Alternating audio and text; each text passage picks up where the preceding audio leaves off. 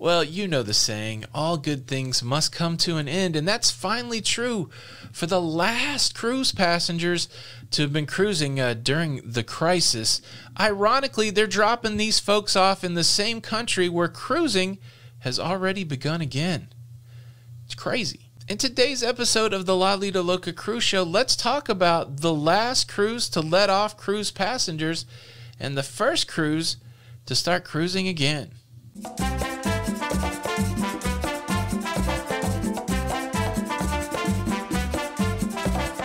Hey, what's up, everybody? Welcome back to the show. I'm your host, Tony. If you enjoy that cruising and travel content, please consider subscribing with the notification bell on. That way you don't miss out on any of our episodes. Well, today we're going to talk about the German cruise ship, the Artania. This is a 36-year-old cruise ship that's been owned by a couple cruise lines. It was first a Princess cruise ship, then it was owned by P&O, finally making its way to the Phoenix Reason cruise line there in Germany. So the story goes like this. The Artania left Germany, made its way to Australia for its cruising fun, but by the time it made it to Sydney, Australia, there began to be some concerns about the virus. Phoenix Reason said, hey, look, 1,000 passengers, if anybody wants to fly back to Germany right now while we're in port to Sydney, we'll hook you up, we'll get you home. Well, only 199 of those passengers decided to do it. They jumped off the cruise ship, they flew back to Germany, leaving 832 passengers on board, making its way around Australia.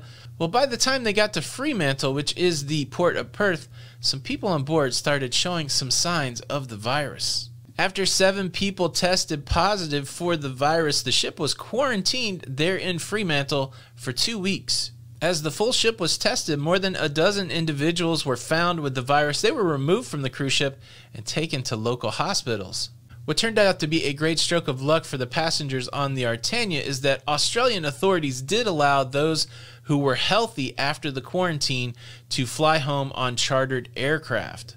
This is significantly different than what we saw in other ports around the world, that once a cruise ship had been flagged as a cruise ship with cases, the ports weren't too keen on letting people off board. What was unlucky, at least for some passengers, is that they were still showing signs of the virus and they were not allowed to leave the cruise ship. It turns out that 8 people were not able to get off of the Artania in Australia, and it began an odyssey to get back to Germany. It didn't go directly to Germany. It made a stop in Bali, Indonesia, and it also spent some time in the Philippines, where it let most of its crew off. After the Artania repatriated many of their crew members there in Manila, it was decided that it would work its way back home to Bremerhaven, Germany, its home port. Imagine this scene, leaving Manila with a skeleton crew of 75 crew members and 8 passengers.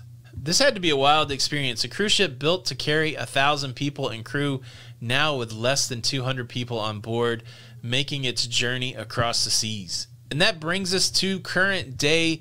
The Artania has made its way back to Bremerhaven, Germany, and those 8 passengers have disembarked. As I mentioned in the introduction, what is ironic is that river cruises have begun in Germany with new health protocols. Just days ago, German-based cruise company Nico Cruises began river cruising again with a single riverboat on the Rhine in Germany. The riverboat, the Nico Vision.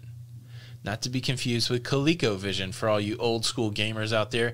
The Nico Vision began sailing with about 40 passengers. This is a very limited capacity, and there was some stark contrast to cruising now than what was cruising before the virus. The pool was closed, the spa was closed, the fitness center was closed. Of course, there were no self-service buffets, and social distancing was present. One interesting technique that Nico Cruises has employed is they've made traffic one-way in tight areas. Passengers required to wear face coverings or face shields. How do you like these face shields? In areas where social distancing is not possible, particularly in those areas where they're directing traffic, where traffic is tight. They want their passengers to wear a face covering. And many of the other techniques that we've heard about, enhanced health screening, enhanced cleaning, rearranging of dining rooms to provide distance between passengers. Nico cruises employing many of the things that we feel like will be present when the broader cruise industry resumes. Interesting times as we ache for cruising to resume. We see the odyssey of these 8 passengers end as we see the odyssey for millions of other cruisers begin in what would be considered a different time for cruising than what it was just a few months ago. Now, the thing that continues to play on my mind, and really the question for the comments, what would it be like to be 8 passengers on a big old cruise ship with 75 staff? I'm sure all the amenities weren't open, but that had to be a pretty interesting sailing. What do you think? Are you ready to cruise again? Leave a comment below. Let's continue the conversation. Thanks for watching the show today. Please show your support by hitting the like button, considering subscribing, and check out another one of our videos. This is Tony with Lido Loca, and until the next time, we'll see you on the Lido. Bye.